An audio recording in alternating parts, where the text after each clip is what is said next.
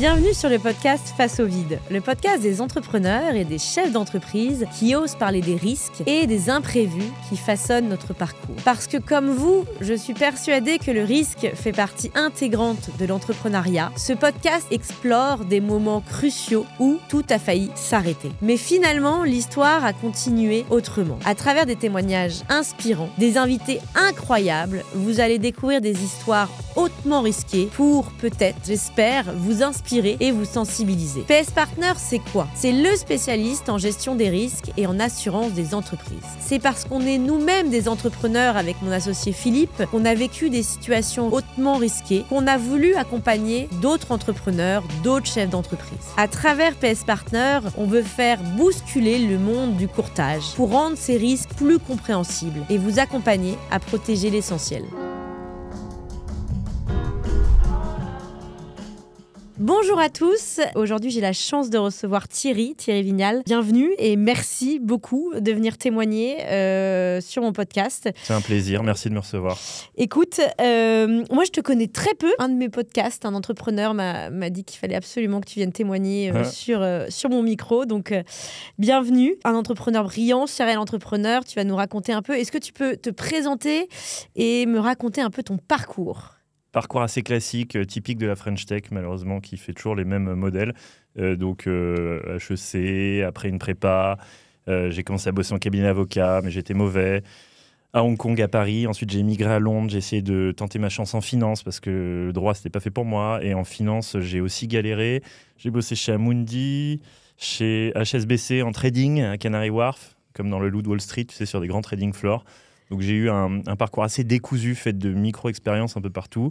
Et je trouvais pas ma voie, j'arrivais pas en tant que salarié à m'épanouir. Et je suis rentré à Paris il y a 5 ans. Et à Paris, j'étais au RSA parce que j'avais pas le droit au chômage et j'avais pas économisé de ma carrière passée. Donc je me suis inscrit au RSA, je me suis foutu dans un bar PMU à Bastille et le hasard de la vie a fait que j'ai croisé un type qui était aussi perdu que moi. Et ensemble, on a monté une start-up sans aucune ambition, qui s'appelle Mastéos, depuis le bar PMU à Bastille.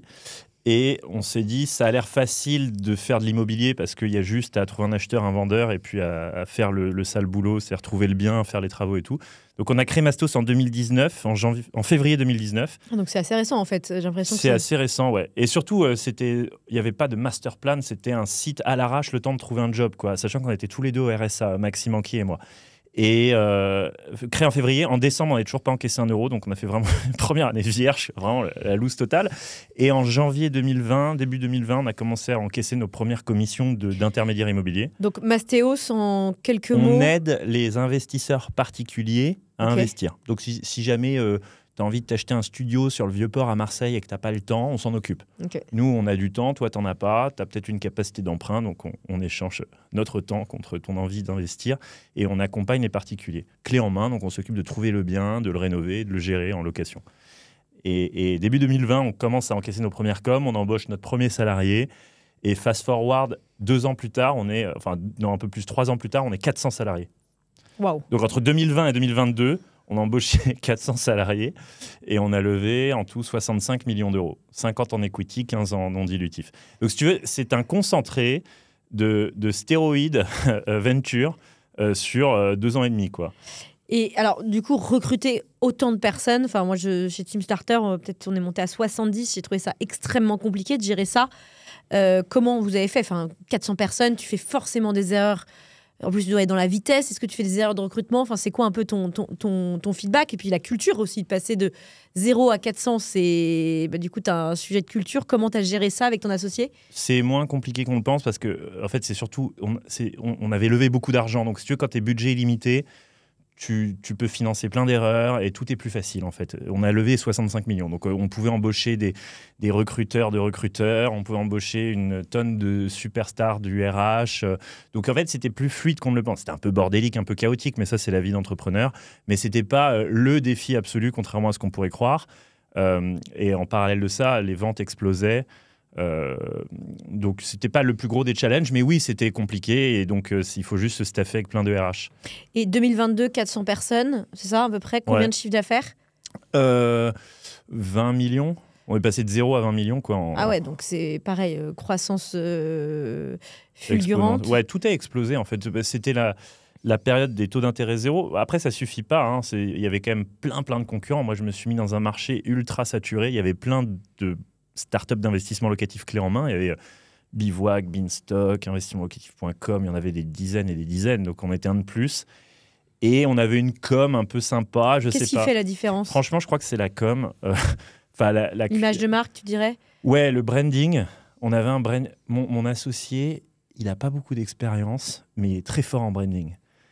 C'est un espèce de gros fucker de génie. En fait, être complètement décalé, avoir un branding super fort, une marque facilement identifiable, presque être clivant pour se faire remarquer, avoir une culture de la visibilité forte dans un monde très scolaire, très policé, très lisse, surtout en immobilier. Tu vois, c'est de la com un peu cheap d'agent immobilier ou de conseiller en gestion de patrimoine. C'est pas très compliqué de casser un peu les codes.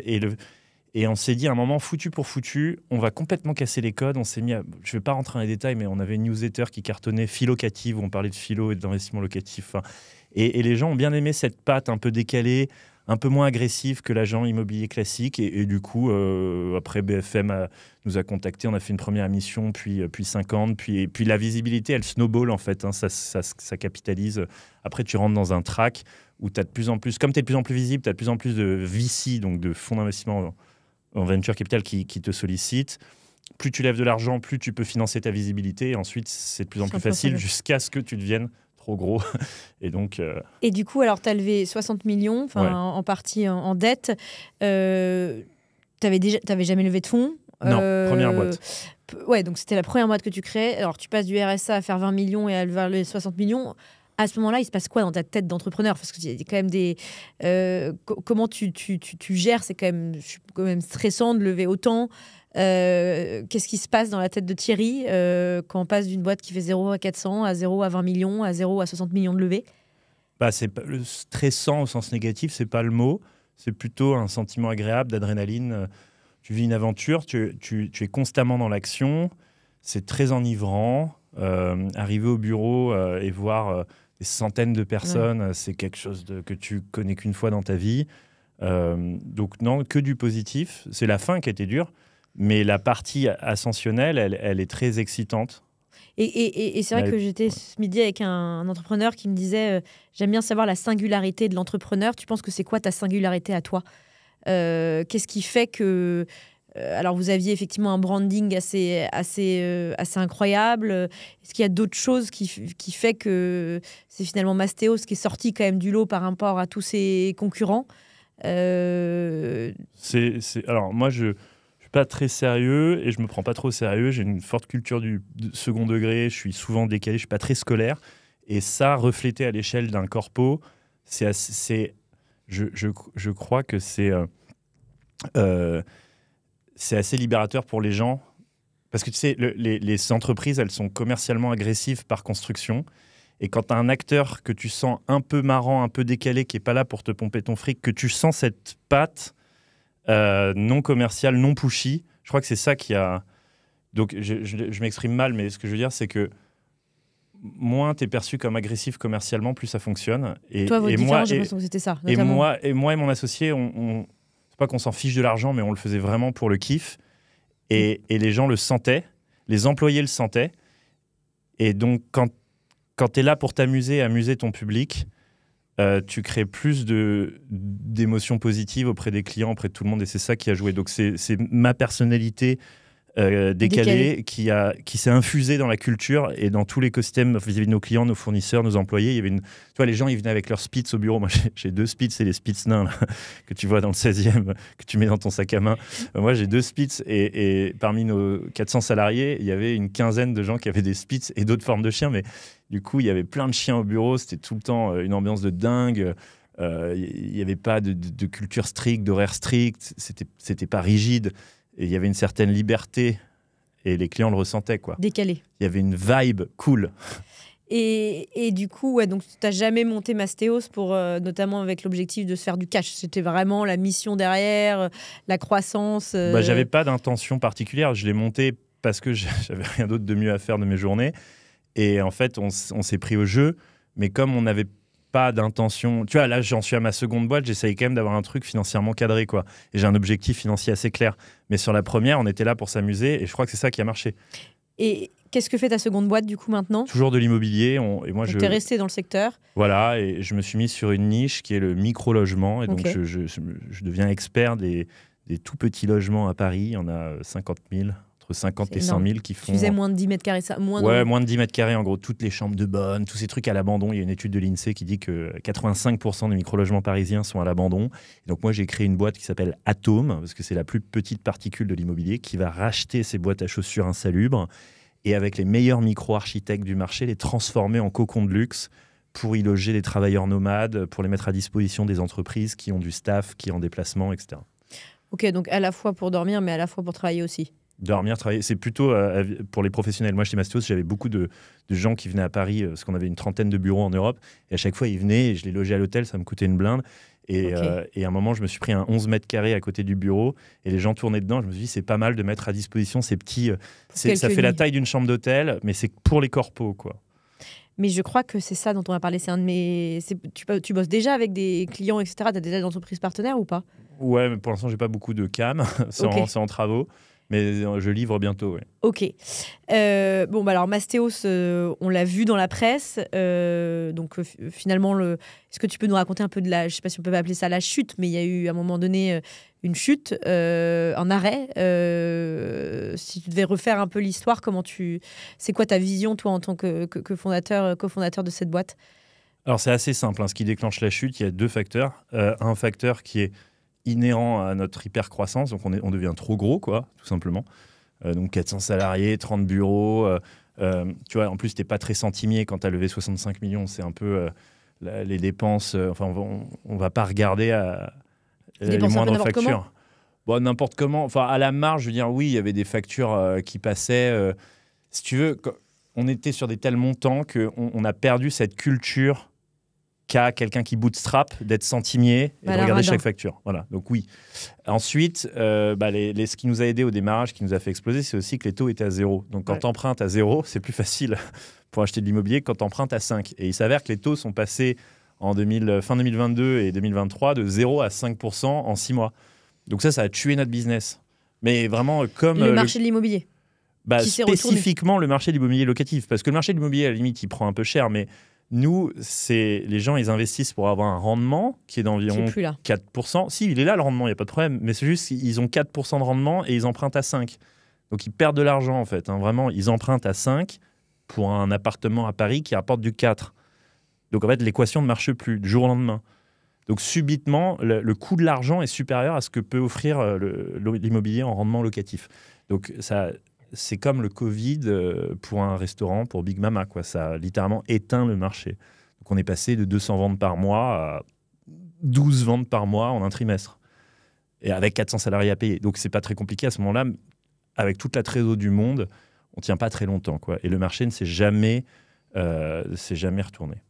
Et donc du coup, c'est quoi les premières décisions? Tu vois le marché se retourner? Le problème, c'est que tu n'as pas la big picture dès le début. Tu vois que ça commence, les taux commencent à remonter, les banques centrales commencent à... Donc tu sais pas en fait si c'est temporaire, si c'est structurel, si c'est long terme. C'est comme les droits de douane de Trump. Tu sais pas si c'est un coup de bluff pour 2 semaines. Et donc c'est difficile de se projeter pour une boîte. Donc tu dis, oula, ça sent mauvais. Bon, je vais commencer à cutter dans les effectifs. C'est vrai que j'ai peut-être pas besoin de 4 Chief Happiness Officer. Donc hop, tac. Et tu commences à cutter, mais prudent, parce que déjà c'est jamais très agréable de virer des gens. En plus, tu as les Échos qui peuvent te faire un papier négatif sur Mastéos parce qu'ils ont vu que tu as viré. Enfin, tu vois, tu es très prudent quand tu es une start-up un peu visible. Et tu peux pas virer d'un coup de 200 personnes, quoi. Non. Parce que tu sais pas si le marché il commence à patiner un peu ou si c'est un effondrement structurel. Et donc nous, on a dû downsizer. Donc tu as commencé à diminuer un peu le... Tu t'en vires 10, puis 15 en fonction... En fait, on downsize à mesure que le marché s'effondre. Donc on le suit toujours en réaction, quoi.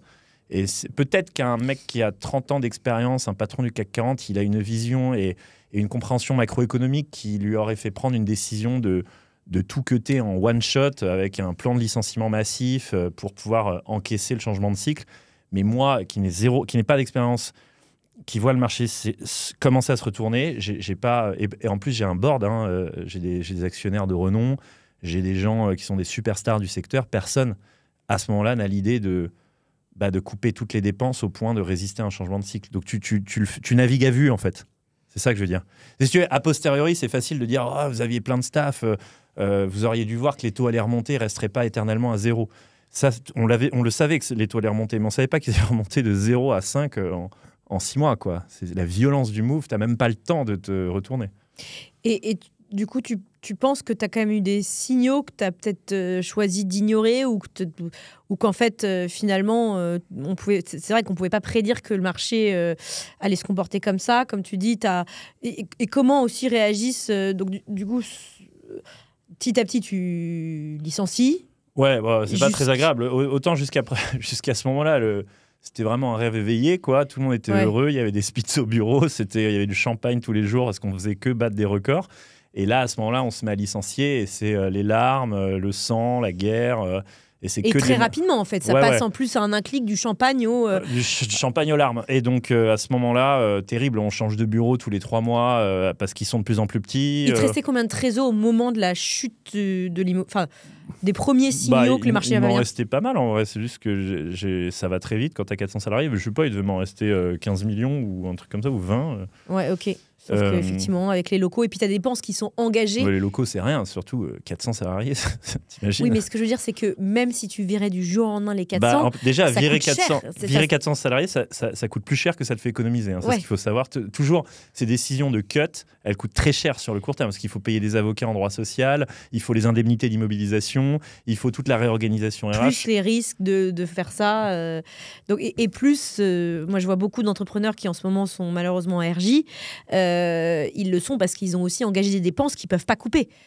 Typiquement du leasing d'ordinateur, des choses comme ça, où en fait, tu as beau voir le truc venir, tu es bloqué, quoi, parce que tu es dans un aussi schéma de croissance, tout le monde te pousse. Je suppose que le champagne est là, les ventes, c'est assez énorme. Et donc, du coup, il y a aussi ça. C'est le Titanic qui voit l'iceberg, mais qui n'a pas le temps de ok. Et comment, du coup, donc, petit à petit, vous changez de bureau, ce que tu dis La com est assez dure, parce que d'un côté, tu dois garder tes troupes motivées, tu ne dois pas effrayer la presse. Nous, on est en permanence dans la presse, donc, et c'est un jeu... Quand tu t'es pris la lumière, les échos, ils veulent des papiers à sensation, donc dès qu'ils voient que tu faiblis, ils sortent le papier qui... Donc, tu es obligé d'être sur une ligne, de faire de l'équilibrisme, de ne pas faire paniquer tes clients, ni tes salariés, ni la presse, et en même temps d'être un peu transparent sur ce qui se passe. Donc c'est un numéro d'équilibriste de com assez compliqué. Ouais. Et tu as été accompagné par... ça fait partie des coûts de restructuration. Il faut des consultants en com de crise. On devait en avoir 3 ou 4, des avocats. Et donc du coup, à ce moment-là, donc ça c'était quand à peu près le début du... Le début de la fin, c'était début 2023. Et la fin? Et la fin officielle, début 2024. Donc tu as eu... Fin 2023, ouais. Tu as eu un an d'horreur, où tu t'es battu. Je fais un an de bateau qui coule. Vraiment, tu vois l'eau rentrer dans les cales, ça coule, ça fuite partout, tu te prends des boulets de canon. Les ventes ne font que baisser, les actionnaires veulent pas remettre au pot. Et puis en plus, après, tu as les coulisses, parce que c'est très politique. Une fois que tu as levé 65 millions, tu as quand même des gros fonds d'investissement. Nous, on avait EDF au capital, donc c'est quand même une structure semi-étatique. Donc, tu as vraiment beaucoup de politiques de board, des alliances, des trahisons, des jeux de pouvoir. Et ça fait partie de ce qu'on ne voit pas. Mais la politique du board, je pense que c'est celle qui m'a le plus pesé. C'était House of Cards. Vraiment. Ça veut dire quoi tu peux nous en parler ou... Ok, quand tu as levé 65 millions d'euros, tu as des gens qui ont mis beaucoup d'argent. Tu as la BPI, tu as Daphne, tu as DST... T'as EDF, et ces gens-là, ils sont au board. Donc, tu as des gens, quand même, des adultes au board, des gens très puissants, très influents. Qui doivent rendre des comptes. Et qui t'en demandent. Et en fait, quand le bateau coule, ils te demandent tellement de comptes vis-à-vis de leurs propres actionnaires que tu as... En fait, ton focus, il est même plus sur les clients ou les salariés, il est sur gérer tes actionnaires. Tu vois ? Enfin, moi, c'était 80% de ma bande passante. C'est-à-dire que mes clients se prennent des retards de chantier, mes salariés se font virer ou leur indemnité n'est pas payée. Et moi, malheureusement, ce qui me prend le plus de temps, c'est comment je vais gérer mes actionnaires au board. Les boards, au début, c'était tous les 3 mois, puis tous les mois, puis toutes les semaines, puis tous les 2 jours. Quoi. Et la politique de board, elle est tout le temps. Et puis, ils commencent à sentir que la fin approche. Donc, tu as des questions de responsabilité juridique, tu sais... Il y a un moment, quelqu'un va se prendre une faute de gestion parce que c'est quand même un passif de 40-50 millions qui va être planté si jamais la boîte part en RJ. Donc, tu as la notion de responsabilité juridique. Donc, tu commences à recevoir des mails d'avocats de tes actionnaires. Tu vois, ça devient ça se tend. Le discours devient beaucoup plus formel, alors qu'avant, c'était le monde bisounours de la French Tech et des startups. Et voilà. Et justement, quand tu parles de responsabilité de dirigeant, c'est ta première boîte que tu crées. Tu t'es dit à un moment donné, en fait, je peux avoir ma responsabilité, qu'elle soit vraie ou pas. Moi, je voyais une boîte qui a été attaquée parce qu'elle n'a pas mandaté, c'est pas parce qu'elle a volé dans la caisse, c'est parce qu'elle n'a pas mandaté assez tôt une banque d'affaires pour se faire racheter. Et donc, sa responsabilité en tant que dirigeant a été... et donc, elle a dû engager son patrimoine personnel. Une chose qu'en tant qu'entrepreneur, on se dit, ça nous arrivera jamais. Moi, tu étais plutôt clean. Bon, tu as fait des erreurs comme beaucoup d'autres entrepreneurs ont fait, mais parfois, là, je parle pas de voler dans la caisse, mais tu vois, des erreurs qui peuvent être plus simplistes, qu'on ferait tous. Est-ce qu'il y a un moment où tu t'es dit, bah oui, je pense, quand il y a les avocats qui ont commencé à parler de responsabilité du dirigeant, parce que eux, faut qu'ils trouvent un coupable. T'as réagi comment? Est-ce que ça allait jusqu'au bout? Ou comment ça s'est fait? Alors, dans ce que tu dis, il y a un truc on sous-estime déjà la responsabilité du gérant. Tu vois, moi, quand j'étais dans mon bar PMU à faire ma boîte online, dire à Maxime, est-ce que c'est toi le gérant? C'est moi, bon, on s'en fout, j'ai qu'à mettre moi. Enfin, tu vois, vraiment, c'est une décision de papier. Qui n'a aucune conséquence. T'étais président? Oui, j'étais président. Parce que ça faisait bien de dire ça à ma maman en rentrant, tu vois, mais je ne voyais pas les conséquences juridiques. Et en fait, quand tu es président, tu prends tous les risques. C'est-à-dire que ton numéro 2, toi, tu fais vraiment parapluie sur tout ce qui est en dessous, tes directeurs généraux, etc. C'est le président qui va cristalliser toutes les attaques des actionnaires, des fournisseurs, des juges, des administrateurs, de tout le monde. Et donc ça, je l'ai appris à mes dépens. Et ce qui est aussi rigolo, c'est qu'il y a certaines fautes qui paraissent complètement négligeables, qui peuvent prendre des proportions énormes. Par exemple, moi, j'ai été accusé d'escroquerie 2 fois. Par exemple, pour les ordis. Donc moi, j'ai fait un leasing d'ordi. J'avais 150 Mac, par exemple, en leasing. Et puis... quand on a dû licencier tout le monde, il y a plein de Mac. Les gens, ils sont partis avec leur Mac, ils ne l'ont pas rendu, ils étaient énervés, tu vois. Et donc, ils retournent chez eux à Marseille, ils ne rendent pas le Mac, tu vois. Donc, je me suis retrouvé avec centaines de Mac dans la nature. Donc là, je me suis pris une plainte au pénal, comme quoi j'avais littéralement volé 150 Mac, tu vois. Je ne sais plus combien exactement. Attends, qu'est-ce que j'ai d'autre dans le genre? Ah oui, alors sinon, j'ai eu une escroquerie aux AGS, parce que j'avais signé des indemnités de départ à tous les gens. À l'époque, j'avais de la trésor. Mais sur la fin, les 10-20 derniers à se faire virer, j'avais plus de trésor pour payer l'indemnité qui avait été signée. Et donc, normalement, elle est prise en charge par les AGS. C'est l'organisme en liquidation qui va financer ce qu'on doit aux salariés, mais qu'on ne peut pas payer. Et les AGS ont dit... Oula, mais vos indemnités de licenciement, elles sont trop élevées par rapport aux standards de marché. Et donc, nous, on pense que vous avez fait ça parce que vous êtes potes et donc vous avez organisé que les AGS allaient... parce qu'il y a des gens qui font vraiment ça, tu vois, t'es avec tes copains, oui. Tu leur signes une indemnité de dingue et tu dis de toute façon les AGS vont les prendre en charge, ensuite tu mets ta boîte en faillite et tout le monde se fait arroser. Bon, mais moi, sauf que j'avais pas fait consciemment, tu vois. Et donc j'ai eu une escroquerie aux AGS, escroquerie sur vol de Mac. Et ça, pile au moment de la tempête, donc au moment où ta boîte, t'essaies de sauver ta boîte, t'essaies de sauver ta... Et je suppose que... Comment ça s'est passé avec les fonds? Parce que tu sors comment avec ces fonds? Est-ce que tu es en bon terme, en mauvais terme? Alors, il s'avère que les fonds de venture capital, il y a une culture qui est plus friendly, je trouve, que les fonds peut-être de private equity ou les banques au sens propre. Et cette culture-là fait que ça s'est mal passé, mais j'ai pas eu de menace de mort, on s'est pas insulté. Donc, non, là, on se croise dans la rue, on se serre la main, tout va bien. C'est un peu gênant. Ils sont allés te chercher quand même ta responsabilité et finalement... Non, eux, non, ils auraient pu, mais on a organisé les choses pour qu'on ne s'attaque pas mutuellement. Mais j'imagine que si j'avais eu un créancier un peu moins VC, un peu moins friendly, un peu moins dans la culture du Sentier, du Hoxton, peut-être que ça aurait été un peu plus agressif, quoi. Par exemple, mes créanciers type mes fournisseurs, ils m'attendaient en bas de chez moi. Tu vois. Enfin, les gens qui faisaient les chantiers, quoi, les boîtes de travaux à qui on externalisait certains chantiers, qui n'ont pas pu être payés à la fin, j'en ai retrouvé en bas de chez moi qui m'attendaient. Enfin, c'était ça qui était... Et tu as reçu des menaces de mort, des choses? Non, pas de menaces de mort, mais j'ai eu quelqu'un qui m'a poursuivi en vélo, qui m'a reconnu, et j'étais en vélo rue de Rivoli, et il m'a poursuivi. Il voulait me tuer, quoi, parce que son chantier n'avait pas été terminé par Mastéos, et donc il avait connu... Enfin, voilà, quoi. Cette période, elle a dû quand même... pourtant, ça a l'air quand même assez... tu prends pas mal de recul. a l'impression que tu l'as plutôt bien vécu, mais sur le moment, c'est un coup de stress. Non, c'est pas des coups de stress énormes où tu arrives toujours à garder ton insouciance et te dire finalement, parce que c'est pas lié forcément aux erreurs. Enfin, il y a aussi un sujet de contexte marché, mais quand même le stress en tant que dirigeant que tu dois te prendre de partout. C'est... Bah, c'est du. Alors, il y avait une certaine adrénaline dans la montée en charge. Ouais.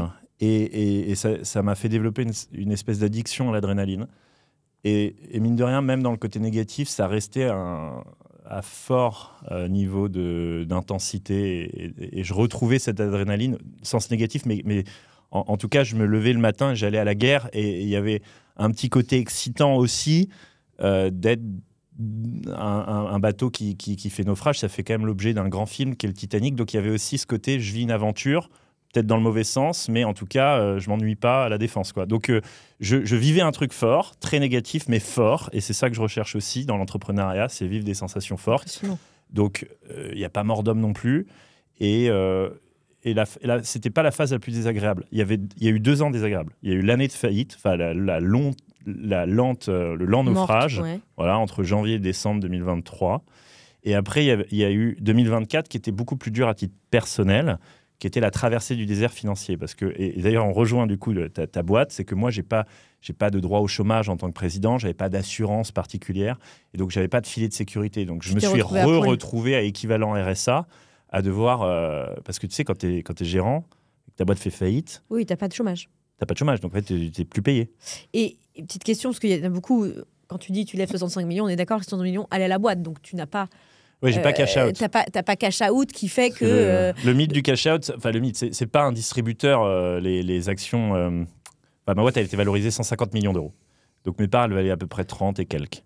Mais c'est pas... J'ai 30 sur mon compte et je viens vendre des actions quand je veux, quoi. On n'est pas sur Boursorama, c'est pas liquide. Mais ça, il faut les rappeler, parce qu'il y a beaucoup de gens qui se disent il a levé 65 millions, donc il a eu 65 millions dans sa poche. Non, mais ça arrive que des gens arrivent à trouver un événement de liquidité, mais c'est assez rare, tu vois. C'est des fenêtres de tir où quelqu'un veut bien te racheter des actions sur le marché secondaire. Mais tu n'appelles pas ton actionnaire en disant j'ai envie d'acheter une maison à Ibiza, est-ce que je peux bazarder 1 million d'actions? Et le type il dit bah non, je viens de te baquer sur ta levée de fonds, c'est pas le moment de bazarder tes actions, c'est à la vie à la mort. Puis en plus il faut que tu sois incentivé. Bah ouais, et ça envoie un très mauvais signal. Donc non, j'ai pas vendu une seule action.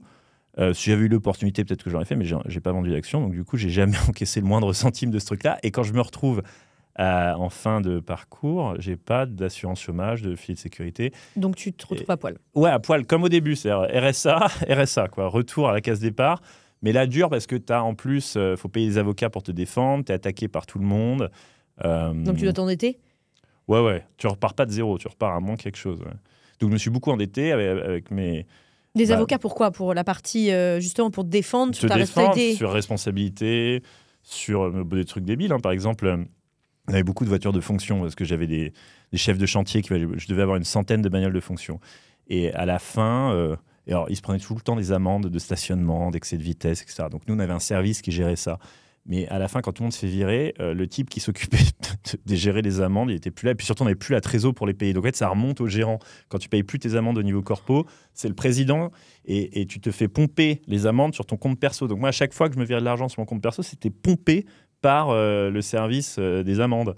Donc je pouvais même plus me verser de l'argent en perso, si tu veux. Et pourquoi je te raconte ça ? Parce que oui, et du coup, il faut que je me défende vis-à-vis de l'organisme chargé des amendes. Donc je vais prendre un avocat spécialisé là-dedans, plus me défendre face à l'administrateur judiciaire qui pourrait invoquer ma responsabilité. Enfin, Et ça a été invoqué, ta responsabilité ? Bah alors non, tu sais, c'est des process très longs, ça peut durer 5-6 ans. Hein. Mais pour l'instant, il n'y a pas eu de faute de gestion qui a été trouvée. Donc j'espère qu'il n'y en aura pas, je ne pense pas en avoir fait. Donc, Et du coup, la boîte, est-ce que tu y as cru jusqu'au dernier moment ? Parce que tu dis, il y a l'adrénaline de dire ça se passe mal, il y a le bateau qui va... J'ai revendu à Novaxia, qui est quand même une belle boîte, dans le cadre d'un RJ. Ça aurait pu être pire que ça. Si j'avais pas revendu, c'était faillite sèche. Pas si catastrophique, parce que du coup, tu as trouvé... Okay, donc et il a repris un peu moins de 100 salariés. Ah, bah d'accord, il faut en parler là alors. Ouais. Donc tu passes en RJ, pour ceux qui ne savent pas, c'est redressement judiciaire. Donc ça veut dire que tu n'es pas en liquidation. Ouais. Ça veut dire qu'il y a des acheteurs potentiels qui peuvent se présenter à toi. Et là, tu as un acteur de l'immobilier. Novaxia qui est assez costaud, il gère 5-6 milliards, c'est une belle boîte. Qui me rachète, alors pas la boîte elle-même, mais les actifs de la boîte. C'est un transfert d'actifs. Donc la coquille. Donc la tech. Mastéos SAS est liquidée, mais ils reprennent la tech. Le portefeuille de gestion, on avait 1700 locataires. les contrats, Et la ça faisait base combien de chiffre client. d'affaires à la fin? Plus beaucoup. Au plus haut, on devait être à 20-25 et je ne sais plus, je crois qu'on est tombé à 10 et quelques à Donc la vous fin. faisiez Ouais. quand même 10 millions de chiffre d'affaires. Ouais, mais bon, après, on ne faisait pas beaucoup d'EBITDA. Hein. Ouais, mais bon, il y a quand Mais ouais, il y a du CA. Et les 100 qui reprennent, c'était les 100 restants? Un peu moins de 100 qui sont les derniers qui restent, ouais. Et l'équipe fondatrice, il n'y avait pas une question parce que Non, il ne nous a pas proposé. Ok. Non. Donc ça a été racheté. Et donc dans ces cas-là, est-ce que c'est la dette qui est... Parce que... Non, la dette, elle est effacée dans le cadre du RJ. C'est pour ça qu'il y a quand même une question de responsabilité du dirigeant, parce qu'il y a un passif qui est effacé. On va chercher à imputer ce passif à quelqu'un. Bon, moi, je ne suis pas solvable, donc je ne sais pas si je vais être la personne la plus à même de rembourser.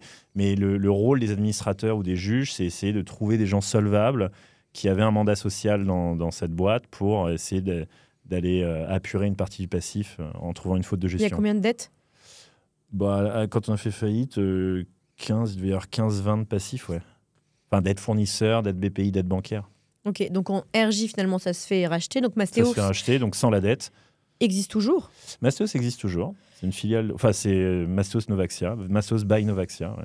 Ça marche pas très bien parce que le secteur s'est pas relevé depuis, mais ça existe. Ouais, donc le fameux, on ne sait pas si ça allait rebondir ou si c'est un effet comme Trump avec les douanes, c'est qu'en fait, le marché, il a pas... Le marché, il est mort de chez mort. Mais je pense qu'on aurait quand même été mal parce qu'on avait une structure de coût qui devenait absurde. Si tu veux. Vraiment, c'était l'ère des taux zéro. Les fonds de venture capital avaient trop d'argent à déployer. Les startups étaient toutes sous stéroïdes. C'était des levées de fonds colossales, des structures de coûts délirantes. Tu sais, c'était une ère d'insouciance financière qui a pris fin. Et donc, même si il n'y avait pas eu de retournement du marché immobilier, je pense qu'on a eu du mal à continuer sur cette hyper-croissance des coûts. Et est-ce qu'il y a une attaque qui t'a particulièrement marqué plus que d'autres? Parce que tu dis que tu t'es fait attaquer partout, sur l'histoire des max, sur l'histoire des amendes et tout, mais est-ce qu'il y a une attaque où tu as pris personnellement? Parce que finalement, tu dois te sentir quand même un peu seul dans ces moments-là, où en fait la solidarité... Enfin, on a vu qu'il y a pas mal de gens qui te tournent le dos, tout d'un coup... Ouais. Oui, c'est vrai qu'il y a des gens qui bloquent mon numéro, alors que à l'époque, on Vous était étiez potes avec tous les... Ouais. Non, vraiment, la fois où j'ai eu peur, c'est quand le type m'a poursuivi à vélo rue de Rivoli. J'ai cru vraiment qu'il allait me... Plus pour un petit chantier. Enfin bon, bref. Non, écoute, rien ne m'a blessé. Je trouve que c'est une expérience. Alors, ça n'a rien de drôle dans le sens où il y a eu beaucoup de souffrance. Hein, mais en même temps, il y a eu 500 emplois créés avant. Je dis 500 parce qu'on était 400 salariés au pic, mais j'ai créé plus que 400 emplois. Il y a des gens qui sont partis entre-temps. Donc, il y a eu quand même, on a dépensé en 3 ans 100 millions d'euros qui ont été réinjectés dans l'économie. Entre ce qu'on a encaissé en CA et ce qu'on a levé, puisqu'on a tout dépensé à la fin, ça faisait 100 millions cumulés. Et ça a quand même participé à l'économie, ça a créé de l'emploi. Il y a eu des gens très heureux chez Mastéos pendant 3 ans. D'ailleurs, c'est un problème parce que la plupart des salariés qui repostulent dans des boîtes post-Mastéos, ils ne retrouvent pas l'esprit qu'il y avait. L'esprit, l'ambiance, l'adrénaline. Et il y en a beaucoup qui sont malheureusement malheureux parce que c'était leur première expérience, c'était leur référentiel. Et c'est pas la vraie vie, quoi. Des startups avec des paillettes et des spits au bureau. Donc c'est un peu triste cette partie. Moi, à titre perso, j'ai pas de cicatrice trop forte. J'ai un peu flippé d'un point de vue financier. Et pendant 12 mois, j'ai gratté du 1 000 € à droite, à gauche, à mes potes, à mes parents, à ma famille pour essayer de tenir le coup, quoi. Notamment les avocats. Les avocats et les dettes diverses et variées. Tu sais, quand tu montes une boîte, tu as les dettes officielles, mais tu as les dettes... ta tante qui t'a prêté 50 000 € pour lancer le truc avant que tu sollicites BNP. Enfin, tu vois, il y a des dettes hors bilan qu'on ne voit pas. C'est ces dettes-là que je porte. Mais là, ça va mieux, écoute, donc tu vois. Et du coup, c'est la fin de Mastéos, fin 2023, enfin pas la fin, mais la reprise de Mastéos. Donc toi, tu as une année 2024 où, du jour au lendemain, quand même, l'impression, pour l'avoir vécu, j'ai l'impression que tu es hyper actif, tu bosses comme un malade, entrepreneur, tu es visible. Ah, bah en fait, je suis plus rien et j'ai planté... en tout cas, on pense que tu as planté ta boîte.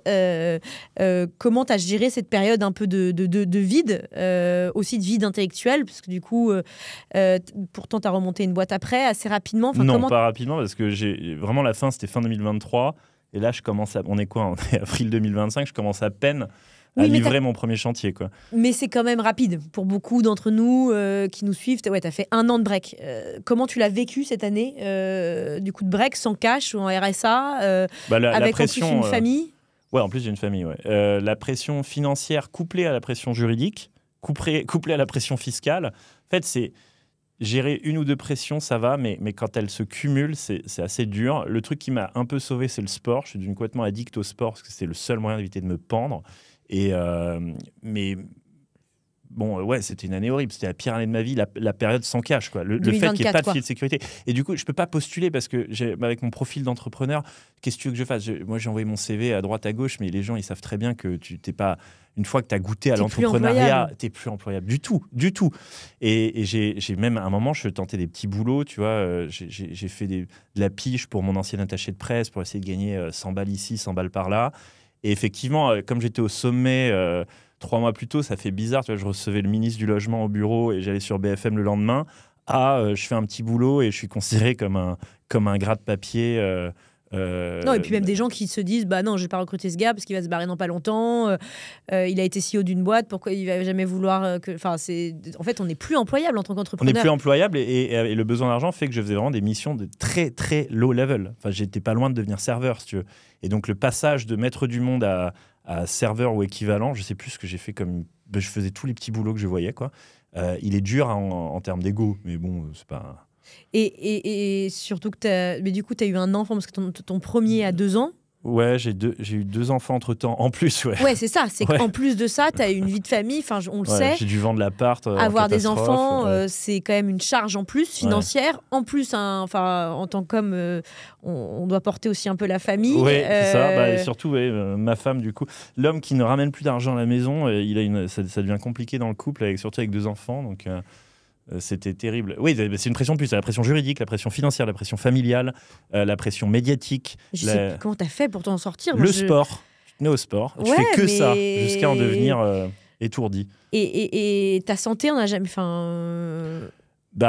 J'aurais pu devenir dingue, mais je te dis, le sport, pour moi, ça a été assez... Ça t'a saoulé. Ouais. Mais quand je dis sport, c'est genre 3 heures par jour sans t'arrêter, jusqu'à ce que tu retrouves un peu de sanité, quoi.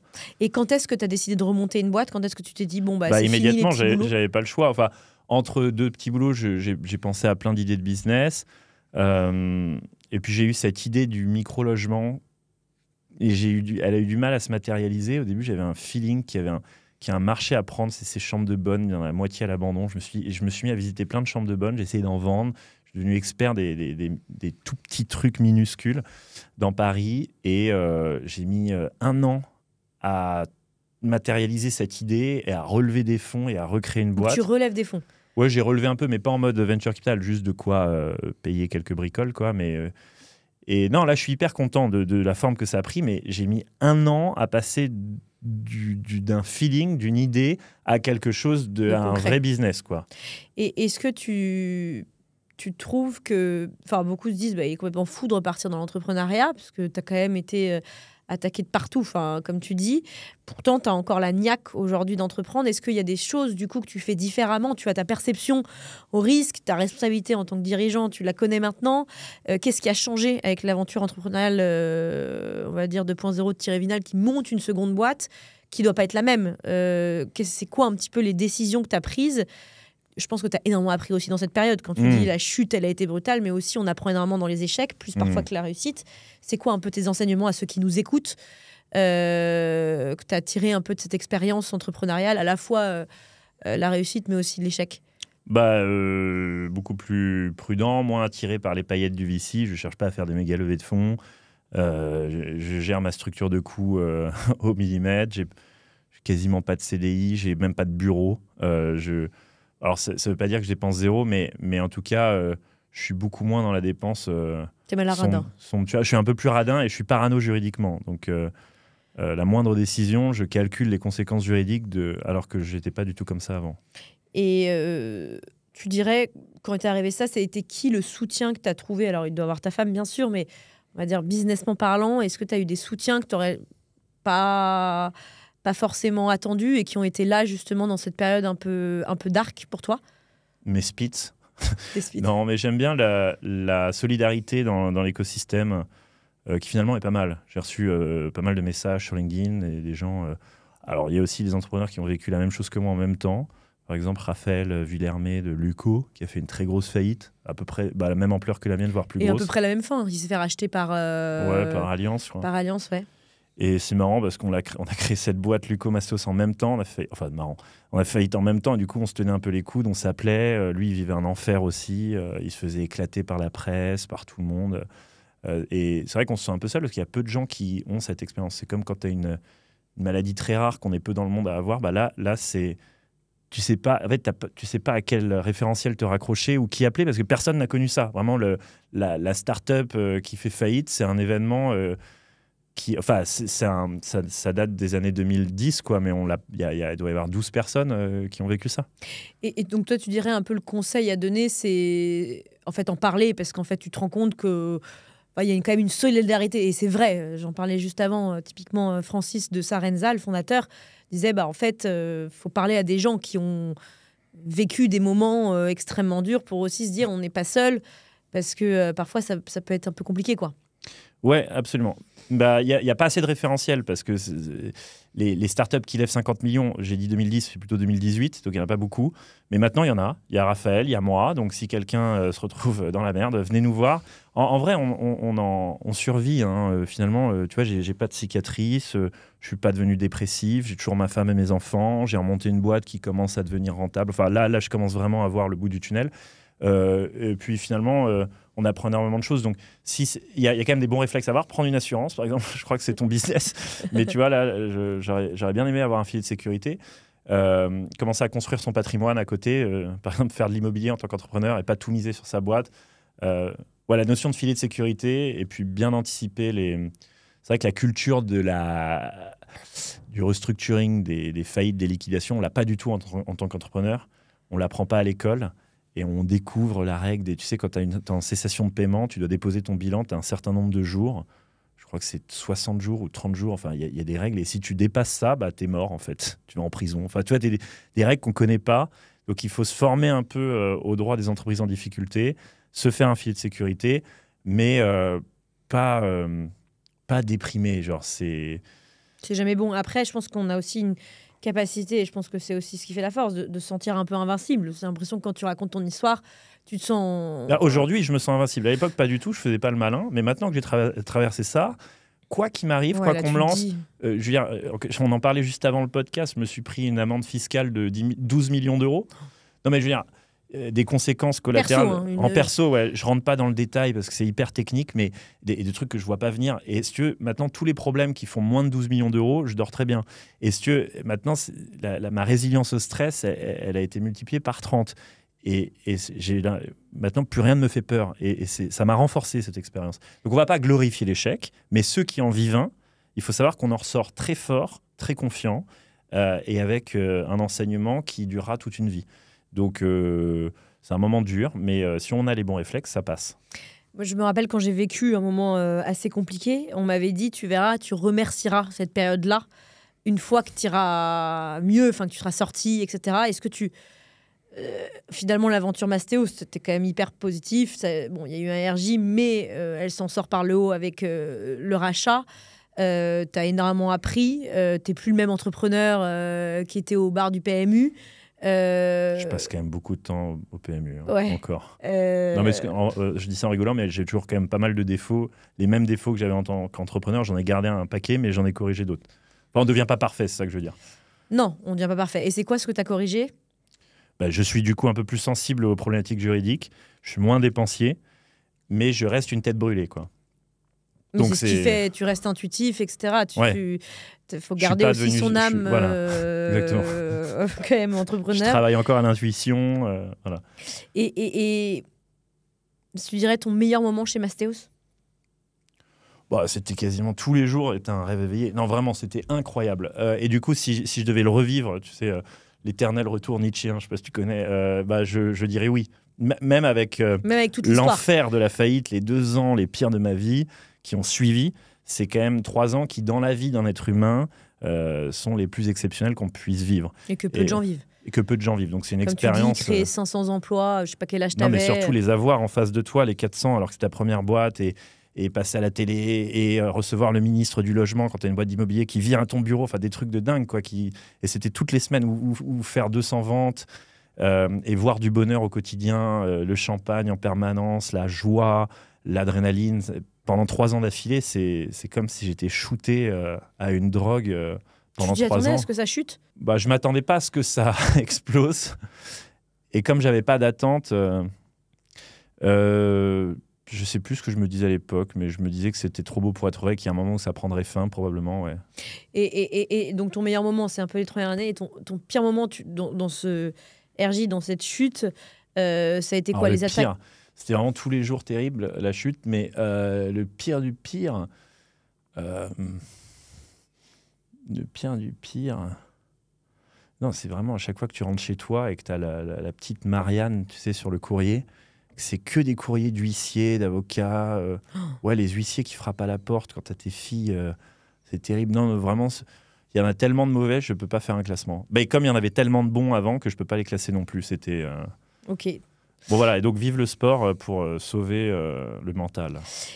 Est-ce que tu as des conseils, un conseil de 3 à des entrepreneurs que tu donnerais qui peuvent vivre un moment où ils font faillite, où ils sont à 2 doigts de la faillite, qui peuvent se retrouver justement sur un fil? Il y en a plus que ce qu'on pense. La vie, enfin Mastéos aurait pu aussi être une grande réussite comme un grand échec, peu importe. Ce que je veux dire, c'est que il y a toujours des moments où on est à 2 doigts de passer de l'autre côté, d'un côté ou de l'autre. C'est quoi un peu toi ce que tu donnerais comme conseil à ceux qui nous écoutent? Il y avait nos parents, ils avaient une culture du silence là-dessus. C'était vraiment vu comme une honte.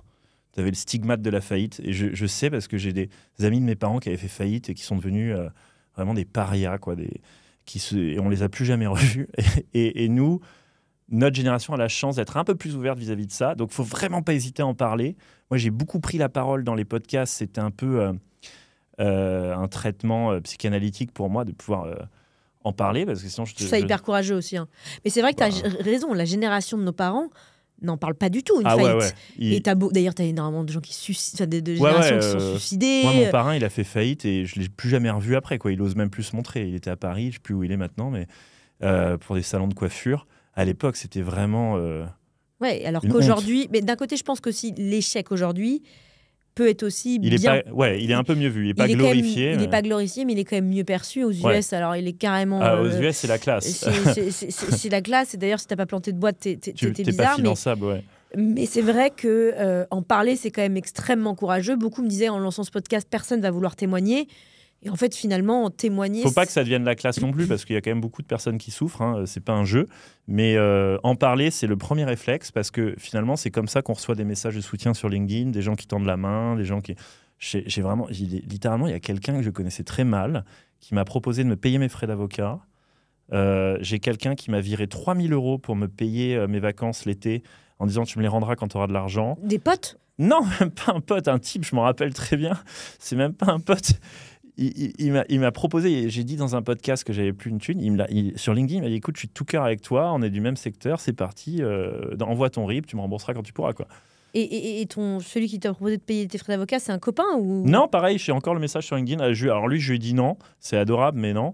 Mais tu vois, il y a quand même du soutien, quoi, les gens, ils sont... Donc, faut libérer la parole, en parler. Il y a le Galion qui m'a beaucoup aidé, il y a plein de... Ouais. Et tu t'es fait par des journalistes un peu épinglés. Il y en a certains qui ont été, tu trouves... Non, ils ont été super sympas. Mais après, je connais bien ce milieu, donc je sais comment la jouer. Il faut jouer la carte de la transparence. Et le fait... Parce que Raphaël, ils ont été plus virulents. Parce que lui, il était plus refermé. Et il gardait pour lui l'information. Il était plus parano vis-à-vis de la presse. Moi, j'ai dit, foutu pour foutu, j'ai rien à perdre. Donc, j'ai tout lâché aux journalistes. Les VC m'en ont un peu voulu, mais la presse a été de mon côté. Un conseil que tu donnes, c'est en parler. En parler, faire du sport. Le plus important, c'est gérer la famille.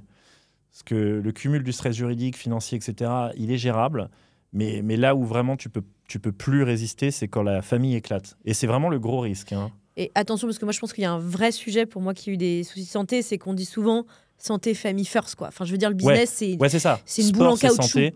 Ouais, c'est ça. Le business, faut pas y accorder une importance démesurée parce que c'est de l'argent. Mais je veux dire, bon, tu vois, les AGS, ils remboursent les salariés, personne ne meurt. Les travaux, ils sont repris par Novaxia. Il y aura peut-être un retard de chantier pour 2-3 clients. Mais ça peut vraiment faire exploser ta famille. J'ai eu plein de cas. Tu sais, on parle des 3D. Quelqu'un qui arrive en RJ, on lui dit attention aux 3D. C'est dette, divorce, décès. Tu te suicides, ou alors tu croules sous les dettes, ou alors tu divorces. Ou les 3 en même temps, tu vois. Mais tu t'approches des 3 plus ou moins près. Donc, le plus important, c'est de préserver sa famille. Expliquer à son conjoint ce qui se passe. Malheureusement, on ne peut pas tout dire à son conjoint parce que ça le ferait trop flipper. Quand j'ai reçu l'amende à 12 millions, je ne l'ai pas dit à ma femme. Mais voilà, il faut Donc parler là, elle au l'apprend maximum. sur le podcast. Non, je lui ai dit, alors chérie, c'est- j'ai une bonne nouvelle. On a réussi à gagner sur une amende dont je t'ai jamais parlé, mais du coup, il n'y a pas de sujet. Non, mais je pense que c'est important de le relever. Et je pense que ton témoignage est hyper inspirant parce que on voit une prise de recul et aussi un peu une manière détachée. Moi, ça, j'aime beaucoup. Le business, c'est important, mais on s'enterre avec ses souvenirs, pas avec ses flouses, quoi. Exactement, Et c'est ça. famille, santé, sport, etc., ça reste le principal. Et je pense que dans ces moments-là où les entrepreneurs vivent des moments durs, il faut juste un peu relativiser et se dire, OK, il n'y a pas de mort. Il n'y a pas de mort, et même si c'est un moment dur, c'est un moment intense. Et mieux vaut une vie intense qu'une vie ennuyeuse. T'es mieux à vivre une grande faillite d'ampleur que d'être à la défense sur un métier qui t'emmerde. Et est-ce que tu aurais, dernière question, un invité à me recommander qui a vécu une histoire un peu folle, qui serait prêt à venir témoigner Raphaël, que je connais, effectivement, je lui enverrai un petit message. Écoute, merci beaucoup Thierry, franchement c'était passionnant, hyper inspirant. C'est marrant parce que, comme juste avant, je disais, à mon déj, il me disait, faut que tu arrives à comprendre la singularité de chaque entrepreneur. Je pense que j'ai compris la tienne, je te connaissais pas et franchement, bravo pour tout ce que tu as fait. Et je trouve que la prise de recul que tu as, ouais, franchement assez impressionnant et très inspirant. Donc merci. Est-ce que tu as un petit mot pour la fin ? Oui. Ok. Le mot bus. Pourquoi bus ? C'est un petit mot. D'accord. Bon, Voilà. Le mot bus pour la fin. Merci. Et puis à la prochaine. Merci à tous qui nous ont suivis. À bientôt.